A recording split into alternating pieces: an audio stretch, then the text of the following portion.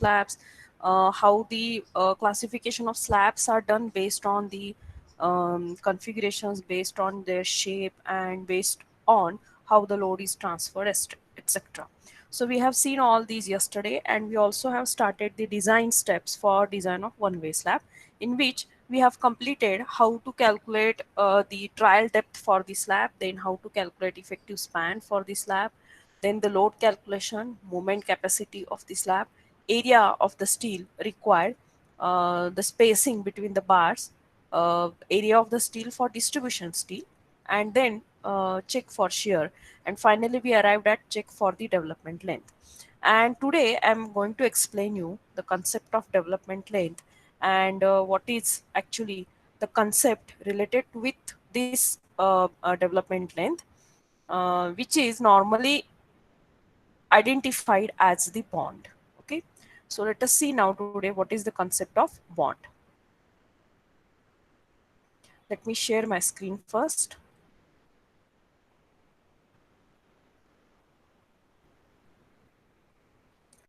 Okay, can you see my slides? Yes, ma'am. Okay, let us understand now this remaining part of the bond concept and types of bond, which is from unit number 3, and actually its application we will see in case of the slabs. We definitely provide this, or definitely we use this concept of bond in case of beams also, but this is more predominantly used when we consider the design of the connection, or connection between beam and column. When the beam and column casting is done, at that time we need to understand this concept. So let us understand first what is the bond. uh, Before going to the details of this concept, let me give you one example of a beam. Suppose we have constructed a beam, or we are constructing a beam, simply supported beam, in which we have provided one pipe, let us say a plastic pipe having a large thickness. We have placed that plastic pipe at the bottom of the beam, and we have inserted the reinforcing bar inside that plastic pipe, and then we have completed the casting of the beam. Casting means then we have poured the concrete. The concrete will be above the that plastic pipe, and then we completed the construction. Now in this particular example of a case, suppose we apply the load on the beam, how the stresses will be developed in the two materials. See, we are casting RC beam, right? So reinforcement is there, but it is inside a pipe, and the concrete is also there. So the force which is acting on the concrete, it will get transferred to the pipe and not to the reinforcement which is inside the pipe. Okay, and how this force is transferred? Because there is a contact between the two material, concrete and the pipe. There is no any contact between the reinforcing bar and the concrete. Hence, the load coming from concrete will not get transferred to the reinforcing bar. Okay, the same concept is there. Now, how this force is getting transferred? This is because not only because of the contact, but the adhesion between the two different materials. So, when we consider a reinforced concrete as a single material, which is actually a composite material made of two constituents materials, namely concrete and steel, they can act successfully as a single material together when both these materials deform and carry the force together. Okay, so in RC structures, we do not apply the load directly on the reinforcement, but the load is applied on the concrete, and then the steel receive that force or the share of the load from the surrounding concrete when the concrete transfers the force to the reinforcement. Now this transfer of force from one material to the another material will be effective only when there is no relative movement or sliding between the two materials. If the two materials will start sliding over each other, if there will be a sharing between the two material, the force transfer will not be effective. There will be the force transfer, but it will not be a full transfer, it will be a partial transfer. Okay, So the force which prevent this relative movement between the two constituent material is called as bond. There is a bond, there should be a perfect bond between reinforcing steel and the surrounding concrete so that the force from one material to the another material can be transferred effectively. Now I'm specifically talking here one material from one material to the another material. It is not always considered in practice that always the force is transferred from concrete to the steel. Sometimes steel also transfers the force to the concrete, and this is the situation specifically in case of pre-stressed concrete, in which the steels present or reinforcing bars present in the concrete are already stressed before the casting, or even I can say, to be specific, before application of load on the concrete beam. In that case, the force of the bond or the force, whatever is acting from steel, that will be transferred to the concrete. In normal RC section, the load is acting upon a concrete and then the force developed in a concrete will be transferred to the reinforcing steel. Now this transfer is taken place between two materials only if there is a perfect bond between the two materials. So this bond is also called as an interfacial shear because it is actually a force which is acting parallel to the reinforcement, and it prevents the impending shearing action between the two materials which are in contact at their interface. Steel and concrete, they are in contact with each other at the interface of reinforcement, and the force which is developed along this surface of the reinforcement, which prevents the shearing action between the two members, the slipping action between the two constituent materials, that particular force is called as bond or interfacial shear.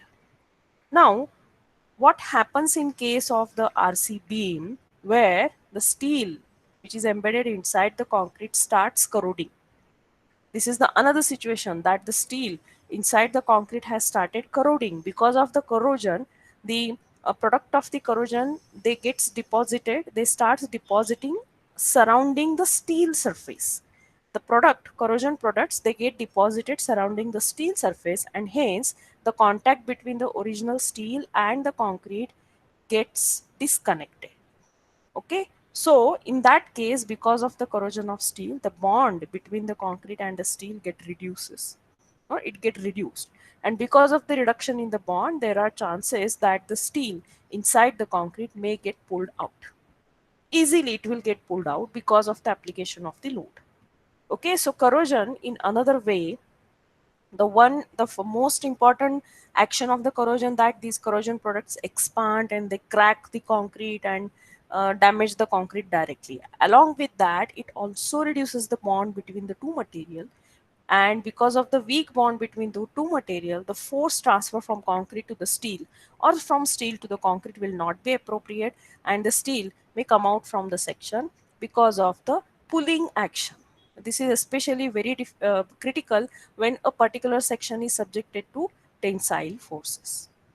Okay, so bond stress is actually defined as a shear stress acting parallel to the bar on the interface between the bar and the concrete. So whatever the shear, interfacial shear we are calling, it is also called as a bond stress. And to check the bond stress, there are various laboratory tests available. So by performing those tests, we can check what is the bond stress for a particular given section. Now, this bond stress may be considered as the rate of the transfer of force between concrete and steel. And there are different situations in which the bond stress in the RC members are induced. Always it is not considered that the bond stress is induced because of the force transfer from concrete to steel or from steel to concrete. There are different situations, rather. These are the two different situations. So when the force is transferred from the bar to the surrounding concrete, before it is terminated, the bond required to develop here is called as anchorage bond. Okay, when the force or the bond stress is transferred from the reinforcing steel to the surrounding concrete, the bond is called as anchorage bond. Whereas when it happens in exactly opposite manner, that the force is transferred from the to the bar from the surrounding concrete, in that case the bond developed is called as the development bond. Okay, these are the actually the two situations, that is the force is getting transferred from one material to the another material. Now which material transfers the force, depending upon that these two different definitions are done, which is anchorage bond and development bond.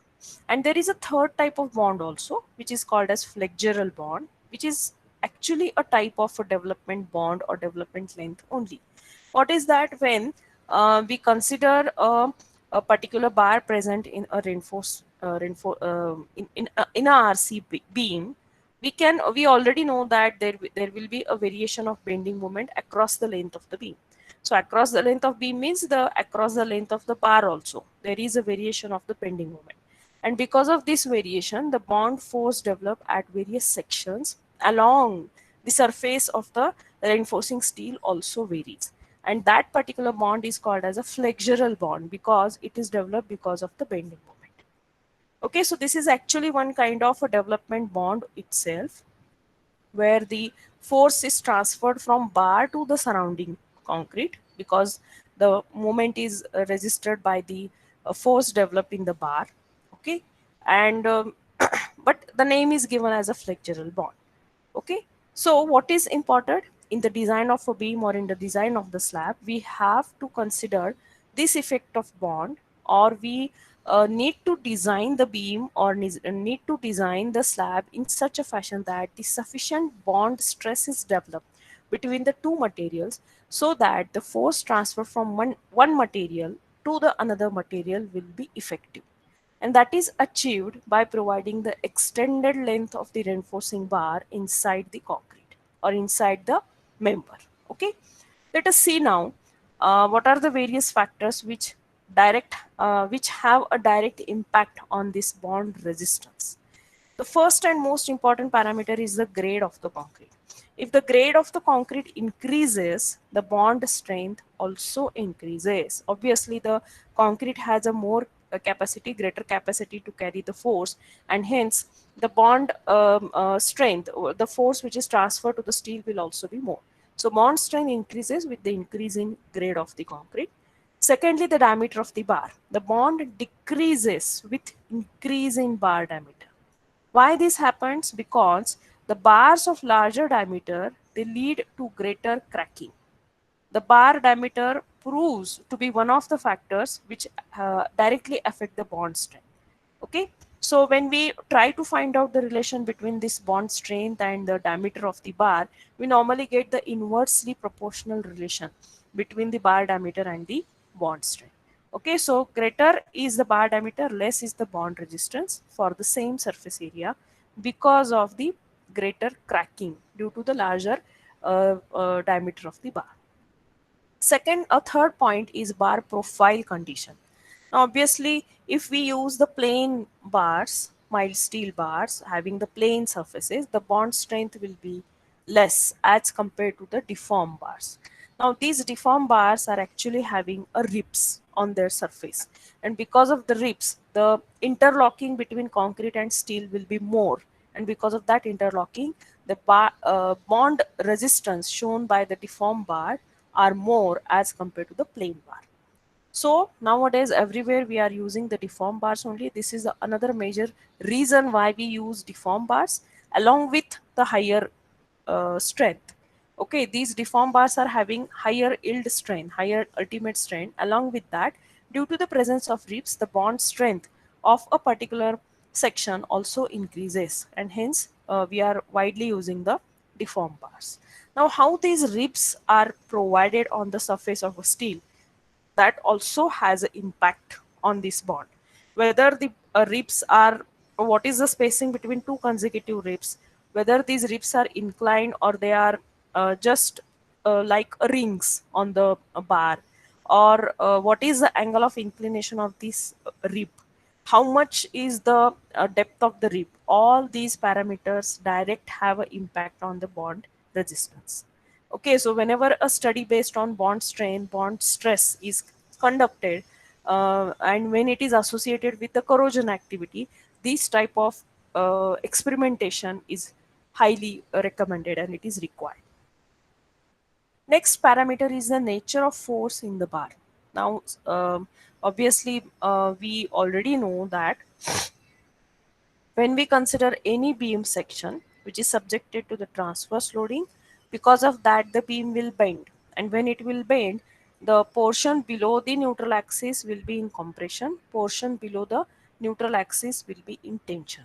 So obviously the bar present in the compression zone will experience compressive stresses, the bars present in the tension zone will experience tensile stresses, because the concrete is transferring all this force to the steel. Okay, so if the nature of the force in the bar changes, the bond resistance also changes means what? If the bar is in compression, the bar laterally expands. When there is a compression, the bar laterally expands. That expansion is very small, but still it expands, and it induces the transverse compression on surrounding concrete. Thereby, with, the grip between the steel bar and the concrete increases. The frictional resistance between the two members, that is the steel and the concrete, also increases, and hence the bond resistance also increases. Now, what happens in case of the steel when it is in tension? When the steel is under tension, it is subjected to lateral contraction. And because of the contraction, what happens? The transverse tension, there will be a development of transverse tension on the surrounding concrete, which reduces the frictional resistance or friction between the two materials, and hence it ultimately reduces the bond resistance. So when there are compressive stresses in the steel, the bond resistance will be more. Again, what is the stress level in the reinforcement? That also has an important parameter. At the ultimate state, obviously the stress developed in a steel will be maximum. The bond resistance is also greater. It is similar to the grade of the concrete. If the grade of the concrete is higher, the bond strength is higher. In the same fashion, when the steel reach to its maximum stress carrying capacity, the ultimate state, the bond resistance shown by the steel is always greater as compared to the working loading condition. Now, instead of using a single bar, if you are using group of bars or bundles, this is especially done in case of pre-stressed concrete. We are using the bundled bars or cables. Okay, so if we are using the bundled bars, the surface area which is coming in contact with the concrete is reduced, which ultimately results the decrease in bond resistance. So, when the number of bars are grouped or bundled, the surface area of all the bars does not come in contact with the concrete. Though we say that when we consider a cross-sectional area of the bundled bar or group of the bar, that is more as compared to the single bar. But the contact surface area which comes into the contact, which comes in contact with the concrete is not higher. It is actually lesser only, and hence the bond which is shown, bond force shown between the concrete and the steel, it gets reduced. So the bond resistance of the bundled bar is therefore less than the sum of the bond resistance of individual bars forming a group. Suppose we have provided 4 bars. What is the bond resistance shown by 4 bars? And if we consider the bundle of these 4 bars, the bond resistance shown by this bundle will be always less than the bond resistance shown by the individual bars. Okay, so this is the another disadvantage, that providing the bars in a bundle, it reduces the bond resistance. Another important parameter is the bend and hooks which we provide in the bars. Obviously, if you have already completed your internship in the first semester, and if you have observed any site construction activity, suppose there is a connection between beam and column, or even the casting of a slab, if you have observed carefully, you must have observed that the bars which are provided in the slabs or bars provided in the beam, at the end they are bent. Okay, so why we provide these bends and hooks in the bar? This is the reason. The bond resistance increases with increase in bend angle. So either we provide a bend of 90°, sometimes it is provided a 45°, sometimes 150°, sometimes a complete U bar, U turn or 180° bend is also provided, which is called as hook in the bar. Okay, so as we go on increasing this bend angle, the bond resistance also increases. So all these design requirements depends upon what is the load acting on a structure, okay, and how much force is to be carried by the various members in the structure, that is various constituents materials of the section, that is the steel and the concrete. Next point is the curtailment of bars in tension zone. We already have learned this concept with respect to the design of shear reinforcement, that we curtail the bars, but sometimes in case of the bending also, to when we provide the reinforcement to resist the bending moment, there also we sometimes do the curtailment, and that is done in the tension zone, that we reduce the length of the bars after a certain distance. And what happens when we go for the curtailment of bars, that these bars creates the condition of stress concentration. Whenever we curtail the bar, suppose there are two bars, one bar is having a certain length, say x length, and the second bar adjacent to that is having a greater length than x. So the first bar, which is having a smaller length, at the tip of that bar, the stress concentration takes place. Okay, and the differential strain is developed at the point of cutoff, at the tip of the bar, and because of that differential strain, the bond resistance reduces. So curtailment of bars, when we do in the tension zone, there is an advantage of this curtailment that we achieve economy, but again there is a disadvantage that we lost the bond resistance. Cover and proximity of adjacent bar, that is the another important parameter. Now proximity of adjacent bars means actually the what is the surface condition of the bars. Again, what I have told, that how the ribs are provided, the spacing between the ribs, all these proximities of the bars. And if we provide the inadequate cover to the reinforcement, it causes the side splitting, along the sides of the beam or a section. The splitting of the section takes place. Sometimes the horizontal splitting also takes place, and when the splitting and cracking in the concrete takes place, obviously the contact between the concrete and steel reduces, and the bond's resistance also resists. Position of bar during the casting also have an impact on bond resistance. As I have told, when we provide a bar or the reinforcing bar in the top, and when we provide the reinforcing bar in the bottom. See, normally at the time of a casting, we have a different stages. So we first lay down the reinforcing bar, and then we pour the concrete. So when we pour the concrete which is coming into contact first will be with the bottom bars, and then we compact that concrete above the bottom bar. So because of this compaction, the contact between concrete and bottom bars becomes confined. So confinement of concrete becomes strong in this case. And as we go on the top of the beam, the in the top region also we provide certain reinforcement. So in the top region, obviously the compaction of the concrete with the top bars will be lesser, because that much depth is not available. Only the cover is available above the top reinforcing bar. Okay, and that because of that, there will be always a lesser bond with the top bars as compared to the bond between the bottom bars. This is because of the effect of the compaction and the depth of the concrete which is above the reinforcing bar. Next is the confinement of concrete and presence of transverse compression. The same effect I have explained you, that how the compaction takes, or it has an impact on the surrounding bar. That is, if the concrete surrounding the steel bar is confined properly, the formation and widening of the splitting cracks, it's reduced or it is restricted when the confinement between concrete is large. Okay, so in the regions where transverse compression exists, that is in case of the simply supported ends of beams which rests on the columns or walls, the bond condition gets improved because there is a confinement between the concrete and the surrounding transverse compression. And the last point which affects the bond resistance is repeated or cyclic loading and vibration. If your structure is subjected to repeated loading or cyclic loading, and if it is in under vibrations, then the frictional resistance between the two members, that is the steel and concrete, reduces. And because of the reduction in the frictional resistance, the bond stress also reduces.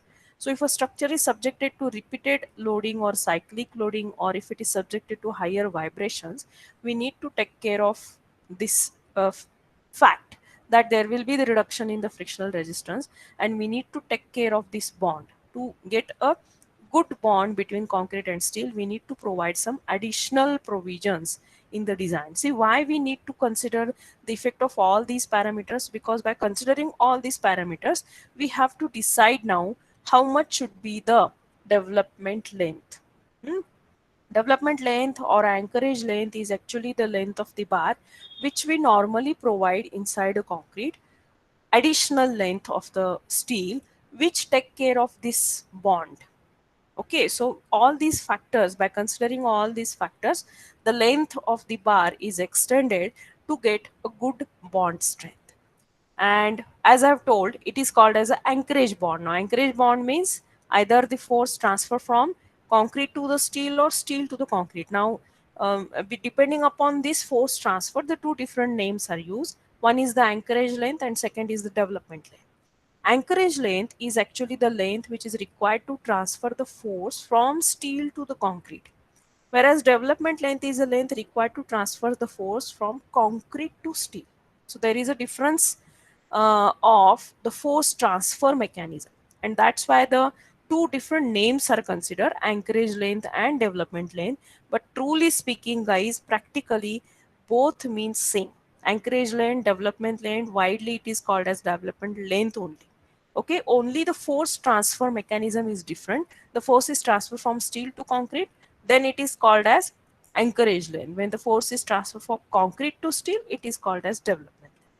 So development length is actually defined as the length of the bar which is required on either side of the section to develop the required stress in steel at that section through the bond. Or it is an, in short, embedded length of the bar required to develop the design stress and reinforcement at critical section. So if you consider the examples, this is one example in which there is a connection between beam and column. The beam is resting on a column, and whatever the bar we have shown over here, these are taking care of the movement. The red color is the main reinforcement, and the green color vertical, it shows the stirrups. So these are taking care of the bending moment and shear force respectively. But when load is applied on this beam, the bars which are present in tension zone or compression zone, they may get pulled out because of this load, because they may get pulled out or they may get detached from the column. The beam may get detached from the column because there is no sufficient anchorage between the beam and the column. Okay, so this type of connection is never provided because there is no any sufficient development length provided in the beam. Come to this diagram now. Here the top bar is bent and it is extended in the column up to certain distance. So this full length of the bar which is inserted inside the column is called as the development length. And because of this development length, there will be a sufficient friction between the steel and the concrete, and there will be a sufficient bond strain between steel and concrete, which causes the effective transfer of force from beam to the column. How we analyze the structure, that from the beam the force is transferred to the column through the reaction. So that transfer of the force should be effective. For that, the connection between beam and column should be effective, and that is achieved by providing the effective development length. One of the group who have completed the internship in the first semester, they discussed with me during the review of the internship that one cantilever beam is required to be casted on the site, and that cantilever beam was not having a sufficient length to get connection with the column. There is no sufficient space to provide the column, so that this space to provide this sufficient length in the bar, that additional reinforcement in the form of a development length was not possible to provide, and hence the cantilever beam casting was cancelled and additional column was erected. This is the reason. This is how we require the sufficient length, development length, to insert the reinforcement to get a sufficient connection between the two members.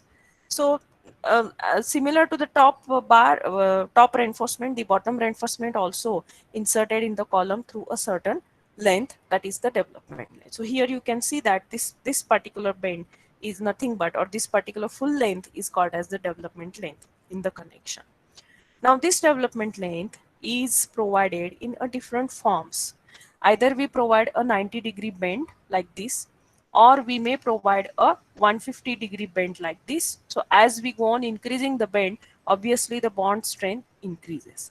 Or we can provide a hook type. This is called as a hook or a standard loop, in which we achieve a 180-degree bend of the bar, okay, which gives us the sufficiently strong uh, development length or sufficiently strong anchorage bond. Okay, so how these are provided, the equivalent anchorage length for the standard hook and a standard loop, all these are given. I just wanted to show you how in different fashion we are achieving the bond between the two materials. So these are the different ways how we can achieve a proper anchorage between the two constituent materials to get or to improve the bond resistance between the two materials. The sufficient, see, if instead of providing the bend or a hook, if you are providing a straight bar, obviously the length required will be more, the anchorage length required will be more. So instead of that, it is always preferred to provide the hook or bend, the development length in the form of a hook or bend. Okay, so this is regarding the development length. Now let us see what are the provisions done to take care about this development length. Okay, so coming back to the steps for our um, design of one-way slab, this is the check for development length. Now, guys, before moving ahead, let me know, do you have any doubts regarding bond, concept of bond? Any doubts regarding the concept of bond? No, ma'am. No, ma'am. Okay. So let us see now how this development length is provided in the actual design and how it is checked whether the length provided is sufficient or not. Okay. So when we design a beam to take care about the positive movement, the development length is calculated by the formula LD. Now LD, this is the development length, which is given by this formula 0.87 Fy phi divided by 4 tau BD, where phi is the bar diameter and tau BD is the bond stress. Now this bond stress, the values are given on page number 43 um, um, uh, on IS4 in IS 456. Okay, this is the formula by which we calculate the development length LD. And there is a condition that this development length should be less than this value. Now what is this? 1.3 M1 divided by VU plus L0. M1 is actually the moment which is transferred at the end part of the beam. Now, end part means obviously whatever is the moment acting on a beam, total moment, half of that moment is normally transferred. Why half? Because we do not bend all the bars in the beam. So if I will go back to this diagram again, where the bar bending is shown here, this is actually wrong. We do not see this diagram, you can see here.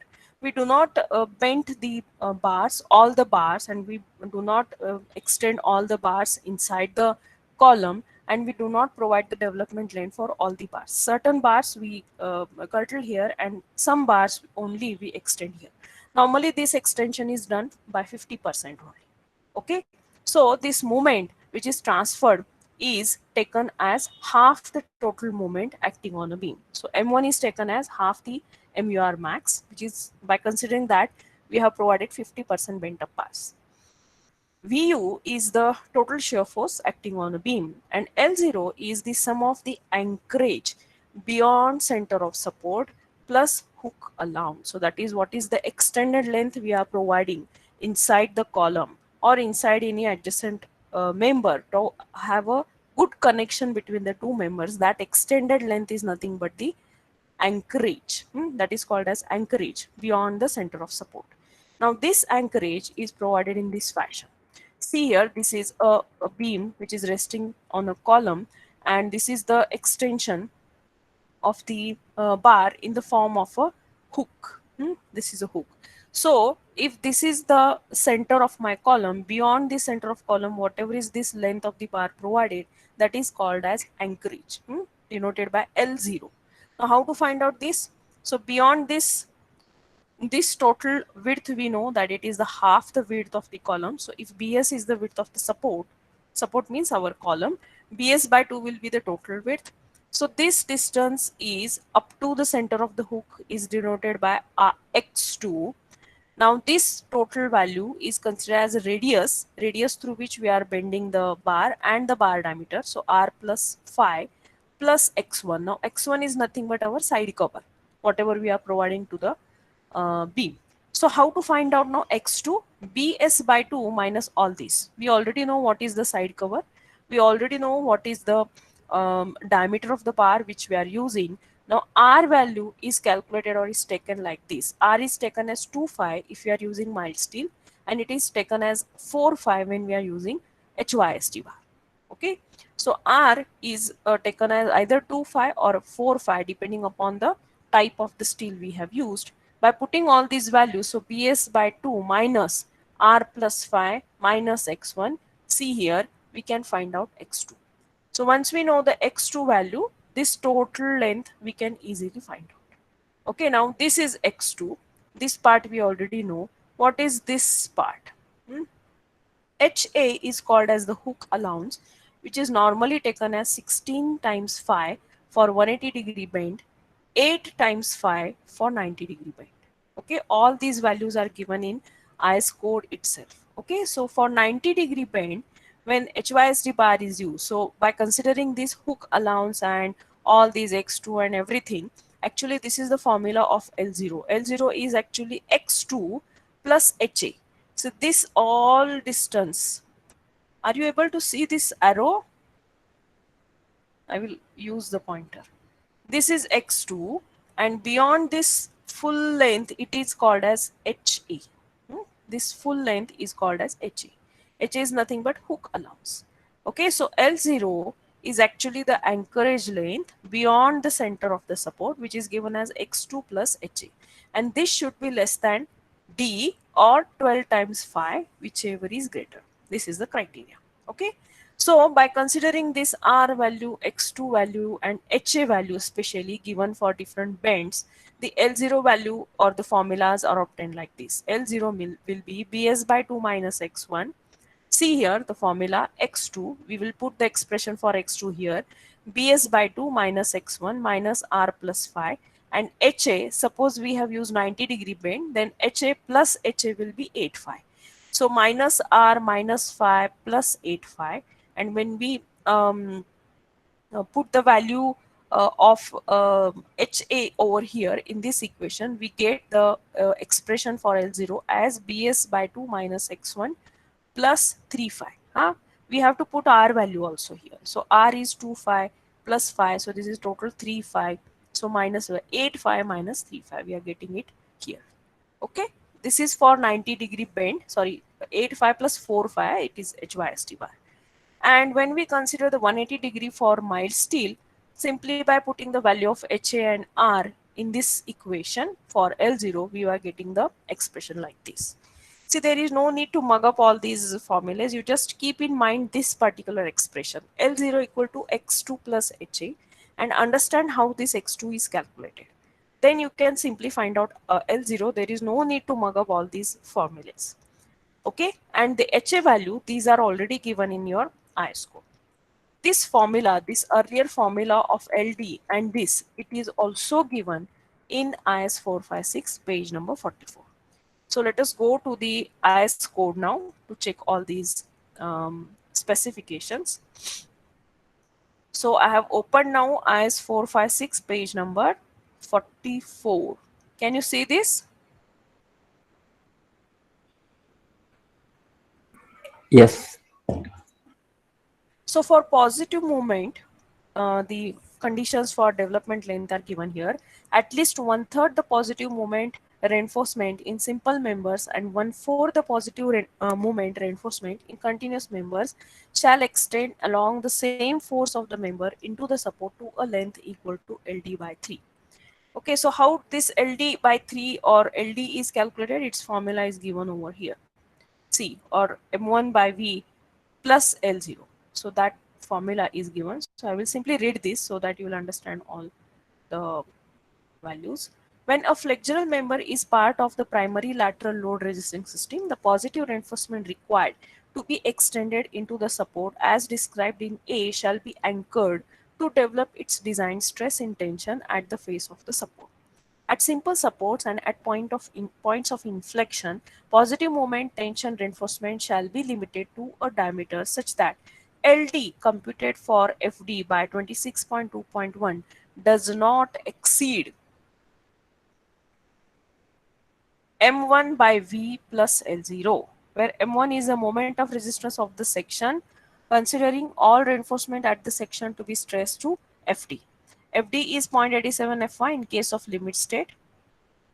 V is shear force at the section, and L0 is the sum of the anchorage beyond the center of the support and the equivalent anchorage value of any hook or mechanical anchorage at simple support, and a point of inflection L0 is limited to the effective depth of the members or 12 phi, whichever is greater. So there is a limitation to L0 that it should not be more than effective depth of the member or 12 phi, whichever is greater.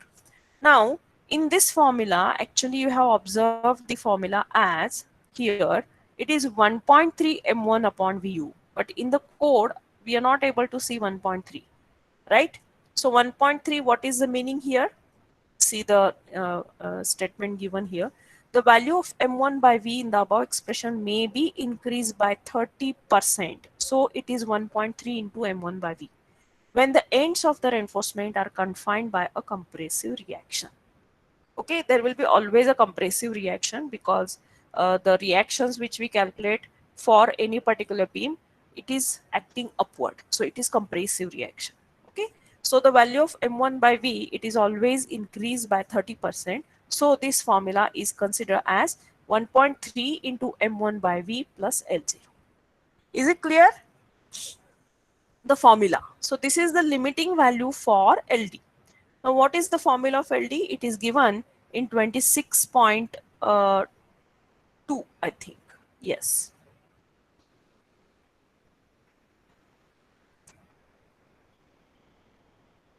Where is that formula? Check.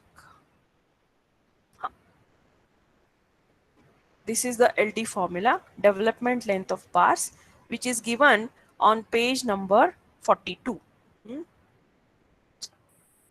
What is that formula? LD is equal to phi sigma S. Now sigma is the notation used in working stress method.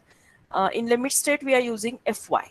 Okay, stress in the bar at the section consider at design load. So this is Fy divided by 4 tau BD. Now this Fy value, how we are considering, it is not simply Fy, but it is 0.87 Fy because it is the design value. So we have to apply the factor of safety also. So Fy upon 1.15 is nothing but 0.87 Fy. We have applied a factor of safety for steel over there. So this is phi into 0.87 Fy divided by 4 tau BD. This is giving us the development length. And this development length value should not be greater than this criteria, 1.3 M1 by V plus L0. How to calculate L0 we have already discussed. So L0 has a limitation of effective depth or 12.5, whichever is greater. Now regarding the hooks and bends, the information is given on the page number 42 itself. So we'll go to page, 43 here. I'm sorry, 43. So anchoring reinforcing bars. Deformed bars may be used without end anchorage provided the development length requirement is satisfied. Hooks should normally be provided for plain bars in tension. So bends and hooks, the bends and hooks shall conform to IS 2502. Bends, the anchorage value of bend shall be taken as 4 times the diameter of the bar for each 45-degree bend subjected to a maximum of 16 times the diameter of the bar. So for first 45-degree bend, it is 4 times the diameter. Next 45-degree, that is 90-degree bend, it is taken as 8 phi. So the same value is written over here. this value is taken as 8.5. HA, hook allowance, is taken as 8.5 for 90 degree. For 80 degree means we are again increasing one more 90. So 8.5 plus 8.5, it is coming 16.5. Okay, this is how we are getting these values. Hooks means it is U type. The anchorage value of a standard U type hook shall be equal to 16 times the diameter of the bar. It is clearly given. Okay, so is it clear now to everybody how these values of the um, hook allowances are taken, 8.5 and 16.5, etc. Is it clear to everybody? Yes, ma'am. So with this, the design steps are over. After completion of design, you are expected to draw this diagram. Now this diagram gives us the details about the reinforcement. Now how the details of reinforcement should be presented on a sheet. What are the different details we are expected to show when we show a design of any specific slab or beam or column or footing. All these are explained in SP34. So you download this SP34 copy. It is a handbook. I will just show you that copy also. SP34, this is the handbook. You can see here the same diagram which I have considered on this slide. So this diagram is given in SP34. And I will quickly move here for SP34. In the SP34, you can see here the reinforcement details for different conditions, for different sections are given here. How the reinforcement is laid down for the staircases, for say footing. This is for deep beams and footing. How the connection is achieved between beam and column. Okay. Then similar to, I just wanted to show you the footing details also. I think it is. I will go up. Here's these are the connections between beam column. How the reinforcement is provided inside the footing, it is given over here. The details of placement of the lateral ties, how it should be. Then even you can see here the details of the various development length requirement are also given here. That is how the anchorage length, development length is considered. The different types of hooks and bends. See here, the different types of hooks and bends are also given here. Okay, so this is a very nice handbook. You can refer it practically. All the consultants definitely refer this book, handbook on concrete reinforcement and detailing. It also includes the criterias for detailing of reinforcement to take care about the earthquake forces. So earthquake detailing are also given here. Okay, so the same diagram is used over here. Let us understand what are the details. Now this is the slab which we have designed for the reinforcement if this slab is a one-way slab, the main reinforcement will be along the shorter direction. Okay, so this is the main reinforcement, and see here, this is the first bar which is bent here, and this is the second bar which is bent on the another side. So the alternate bars are bent on the alternate sides. This is what is expected on the site also. Now along this particular line, the details of the distribution bars are given. So this vertical line, I will use the pointer again.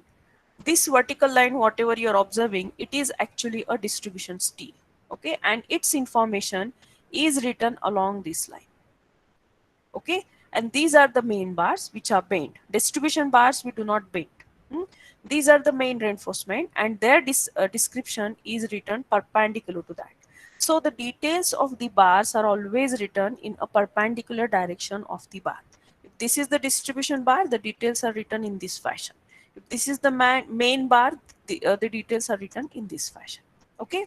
Then in the block or box, the thickness of the slab in the plan is it should be written. Okay. Then at what distance the bar should be bent? It should be always at a distance of point L from the support. Okay, or from the center of the support.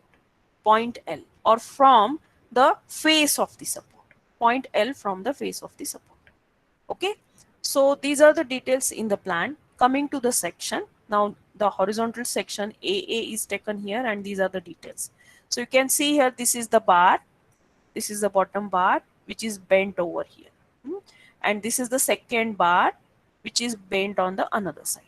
And these circles, whatever you can observe above this bar, these are the distribution bar. So main steel is main reinforcement, main steel is always laid down first, and above that the distribution steel is laid down. This always you have to take care while drawing the diagram, that at the bottom you have to show the main reinforcement, and above that there will be the distribution bars.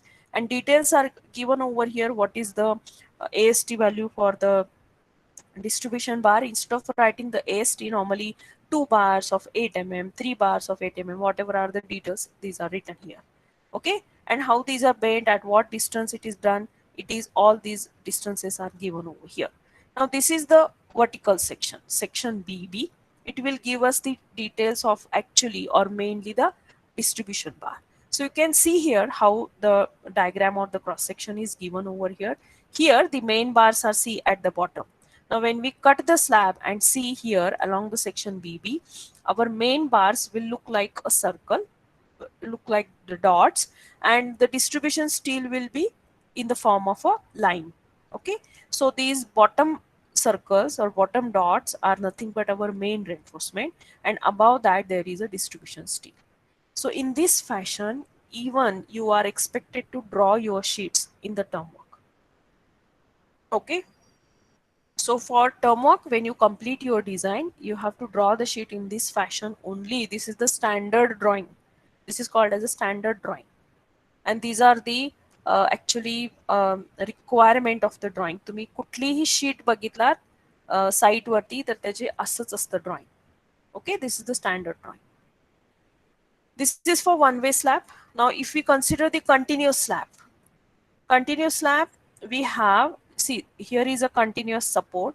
So at the continuous support, we also get a negative moment. So to take care of that negative moment, the bars in the tension zone, they are bent and they extended in the compression zone over the support and up to the next part of the beam up to certain distance. This distance is taken as 0.3 L1. And we have already discussed these lengths and distances while studying the continuous beam design. Okay, continuous beam design च्या वेळेला मी दाखवलेलं होती diagram तुम्हाला की वरच्या बाजूला जे negative moment आहे त्याला to take care of that आपण ऍडिशनल रेनफोर्समेंट इथं दिलेलंच आहे in top region. Along with that, 50% bars are bent. That bars are coming from the tension zone of the beam and they are bent and they are extended in the compression zone, and the bar beyond the center of the support is extended further in the next span of the beam up to the length of 0.3 L1. So all these distances you have to take care. 0.3 L1, here is a 0.3 L2, 0.1 L1. This is going into support now, whereas these bent up bars are going into the adjacent beam, adjacent span of the beam. Okay, then from where to bend, when there is a continuous support, the bend in the bar will start at a distance of 0.25 L1 from the center of the support, whereas for near the support the same distance is 0.15 L1. Okay, so these are the differences. When there is a simple support and when there is a continuous support, these distances also changes. Okay, now so many times if you don't want to bend up the bars, then these bars are simply extend. See how it is cut. The bars is not bent and it is not embedded in the compression zone in the second diagram. In the second diagram, the bar is just bring up to this distance and it is slightly bent and then it is left there. So the same bar is not extended in the compression zone and it is not extended in the next span of the beam. It is left over here only. But the additional steel is provided, of course, in the top region to take care of the negative moment develop in the some continuous support. Okay, is it clear? So how the straight bars are provided and how the bent up bars are provided, these two diagrams are shown here. So in the design, according to, in your term work also, according to your design, you are expected to draw the details or to show the details of the reinforcement. Is it clear, guys? Is it clear? This diagram is also available in SP34. Is it clear? Yes, ma'am. Yes, ma'am. Okay. All right. These are the details showing the reinforcement details for the cantilever slab. So in case of cantilever slab, you already know that there will be a tension in the top and compression in the bottom. So main reinforcement is provided in the top region. These dots are representing your distribution steel, and this entire bar is bent and again moved back into the compression zone of the slab. This entire length is nothing but the development length for the cantilever slab. Now cantilever slab, this length is normally always provided higher, because we know that at this support there will be a huge moment acting in the slab. Okay, when the slab is resting on this beam, there will be a huge moment because of the cantilever support. So the development length required is normally higher, and it is provided in this fashion in the form of a hook, always in case of cantilever slab. So if you are designing cantilever slab in your termer, the diagram cross-sectional view will look like this. Okay, this is actually a tapering cantilever slab. Sometimes we provide a rectangular slab also. Why tapering? Because the bending moment at this end will be 0, and as we move towards the fixed support, the bending moment goes on increasing. So we can, by providing this tapering length, we can achieve economy in material. We can save the material because that much material is not required. The moment is very small here. At the free end, it is 0. Okay, is it clear, guys? Cantilever slab? Yes, ma'am. Yes, ma'am. Okay. So let us stop today. We'll stop here, and I will give you the link for attendance in the chat box. And in the next lecture, we will start the design for one-way slab. Now, in the next week, Thursday, I think, right? Thursday, Thursday, 11:15 to 12:15. That lecture for next week also I'm going to engage, So this week you have given the exam during that period. Now next week, that is on 25th of March, I'm going to engage that lecture for DOS 2. Please keep this information with you also, because if any other faculty, if they wish to take the lecture, inform them that I have already booked that slot. Okay, so 25th March, 11:15 to 12:15, there will be DOS 2 lecture.